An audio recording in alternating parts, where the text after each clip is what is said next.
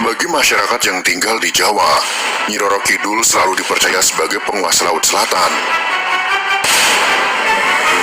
Wanita yang konon sangat sakti ini juga memiliki hubungan dengan Raja-Raja Jawa era Mataram hingga sekarang.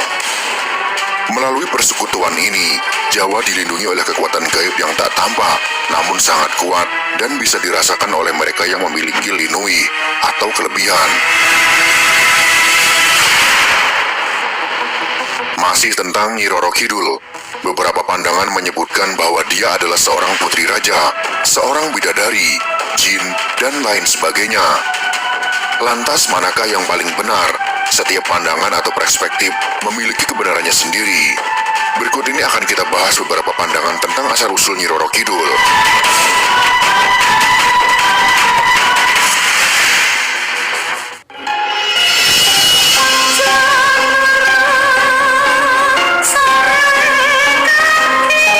Kisah dari Nyi Roro Kidul bermula dari lahirnya seorang putri bernama Ratu Ayu dari Kerajaan Galuh. Sejak dia lahir, keanehan sudah terjadi pada tubuhnya. Dia bisa bicara dengan mengatakan jika dirinya merupakan penguasa pantai selatan. Setelah dewasa, dia menunggu seorang pria yang kelak akan menjadi suaminya. Pria itu adalah Raja Jawa yang kelak datang ke pantai selatan untuk meminta bantuan. Dan benar saja, akhirnya Panembahan Senopati yang merupakan Raja Mataram datang ke pantai selatan. Dia melakukan semedi selama beberapa malam, sebelum akhirnya Nyi Roro Kidul datang dan jatuh cinta kepada sosok raja itu. Akhirnya kedua insan itu bercinta selama 3 hari 3 malam di bawah laut, sebelum Panembahan Senopati kembali dan berperang. Di era Sultan Agung tiba, dia menciptakan tari Bedoyo yang merupakan perwujudan percintaan sang kakek dengan penguasa Laut Selatan. Pendapat lain tentang Nyi Roro Kidul dikemukakan oleh seniman kawakan Pramudia Anantatur. Menurut dia, Nyi Roro Kidul adalah tokoh rekaan seniman kala itu. Tokoh ini diciptakan untuk menutupi kekalahan Mataram dari Belanda. Dengan menciptakan tokoh ini, mereka seakan-akan masih memiliki kuasa akan pantai selatan.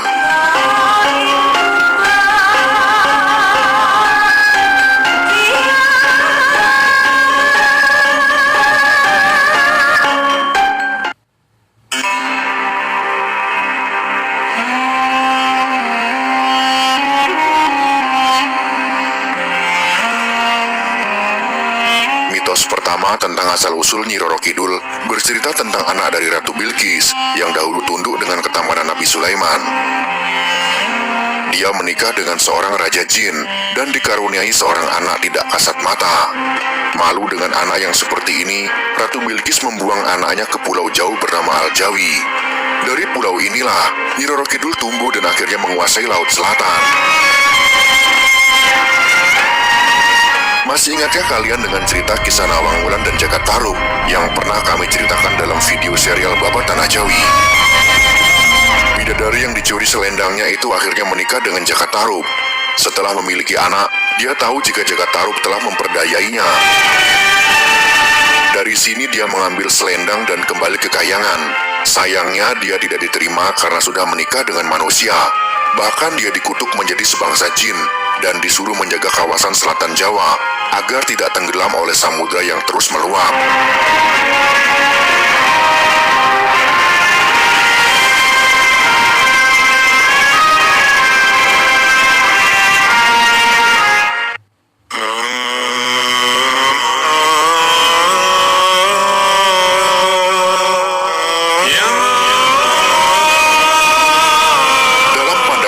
Islam, Tuhan menciptakan manusia dari tanah liat dan jin dari api. Keduanya hidup berdampingan dengan manusia memiliki derajat yang lebih tinggi. Mengetahui hal ini, kaum jin tidak terima karena mereka memiliki kesaktian yang lebih besar dari manusia. Akhirnya dengan sekuat tenaga, mereka akan membuat manusia terjerumus dan berpaling dari Tuhannya. Nyi Roro Kidul adalah jin yang barangkali memiliki tingkatan yang tinggi. Dia mengubah wujudnya menjadi seorang berparas cantik yang kerap menggoda manusia. Dengan wujud ini dia mengganggu manusia bagaimanapun caranya, termasuk memberi iming-iming jabatan dan juga uang yang sangat banyak.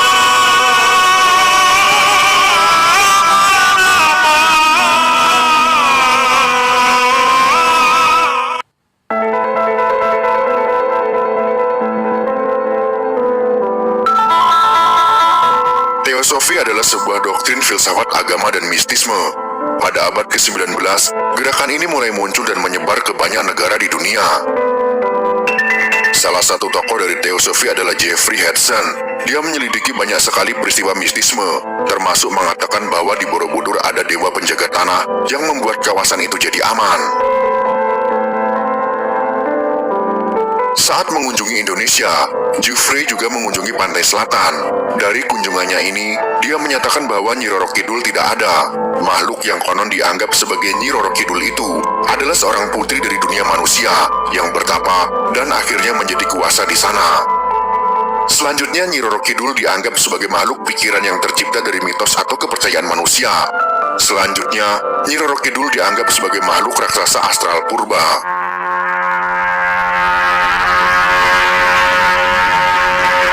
Demikianlah asal-usul tentang keberadaan Nyi Roro Kidul.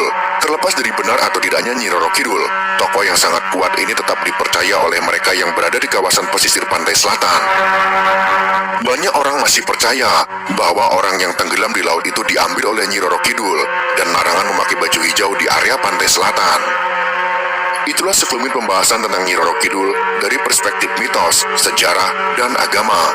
Semoga informasi ini bisa menambah wawasan kita semua. Jika kalian suka dengan video ini, silakan berikan jempol ke atas. Dan jika kalian menganggap video ini bermanfaat, maka bagikanlah untuk teman-teman Anda yang lain. Terima kasih sudah menonton.